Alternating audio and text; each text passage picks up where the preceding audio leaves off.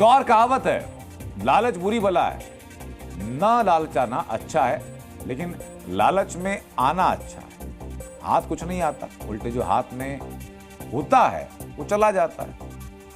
आपको क्या लगता है कि संसद में कांग्रेस का स्कोर भी 98 से क्या 0 हो जाएगा? ये सवाल क्यों है? इसके पीछे की वजह इसकी जमीन बताता हूं मैं। क्योंकि ज्यादा दिन हुए नहीं जब चुनाव प्रचार में खूब खटाखट टकाटक फटाफट हुआ था। याद होगा आपको, राहुल गांधी रैली में दावा कर रहे थे, बल्कि वादा कर रहे थे कि जैसे ही कांग्रेस की सरकार बनी तो महिलाओं के खाते में हर महीने 8,500 रुपए आने शुरू हो जाएंगे। सरकार तो नहीं बनी, कांग्रेस के नंबर बढ़े, सांसद 55 थे, बढ़कर 98 हो गए। लेकिन अब एक ट्विस्ट आ चुका है कांग्रेस की सांसदों की संख्या को लेकर।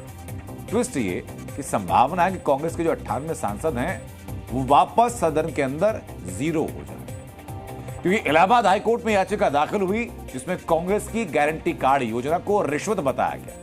इस याचिका में 3 मांगे की गई हैं। पहली मांग कि कांग्रेस के 98 सांसदों को अयोग्य घोषित किया जाए। दूसरी मांग, कांग्रेस का चुनाव चिन्ह जब्त किया जाए, रजिस्ट्रेशन रद्द हो।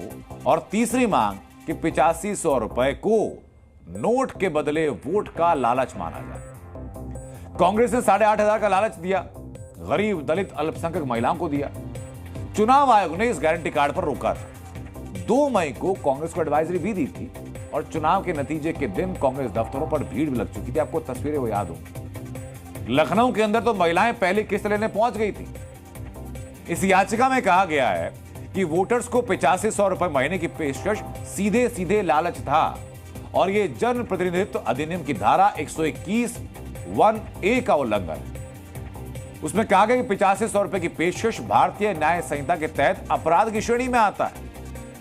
कांग्रेस के 8,500 रुपए के गारंटी कार्ड पर नेता प्रतिपक्ष राहुल गांधी और कांग्रेस अध्यक्ष मल्लिकार्जुन खड़गे के हस्ताक्षर थे और इलाहाबाद हाईकोर्ट ने याचिका पर अगले हफ्ते सुनवाई भी रखती है कि मामले को सुना जाएगा।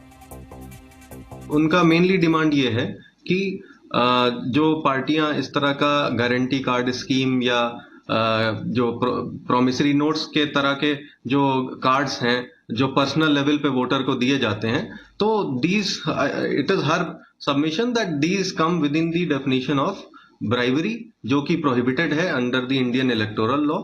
इसके लिए यह हाईकोर्ट का इन्होंने दरवाजा खटखटाया, क्योंकि अगर इलेक्शन कमीशन ऑफ इंडिया इस पे कुछ नहीं करता तो हाईकोर्ट या सुप्रीम कोर्ट के अलावा तो किसी एक नागरिक के पास और कोई सहारा नहीं है जाने के लिए।